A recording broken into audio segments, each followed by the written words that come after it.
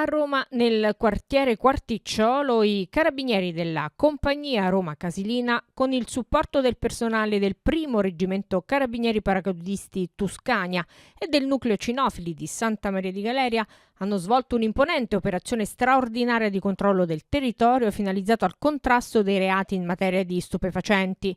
L'operazione è articolata in diverse fasi, con una chiusura a tenaglia dei principali punti di accesso alle piazze di spaccio della zona, ha permesso di arrestare 20 persone e di denunciarne 3 alla Procura della Repubblica.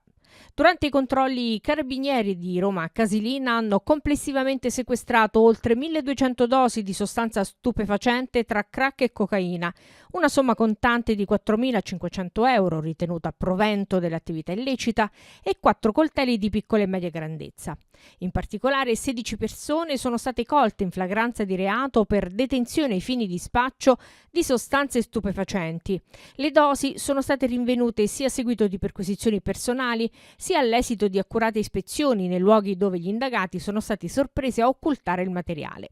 Un'altra persona è stata arrestata per evasione, in quanto sorpresa all'esterno della propria abitazione in violazione della misura cautelare degli arresti domiciliari a cui era sottoposta.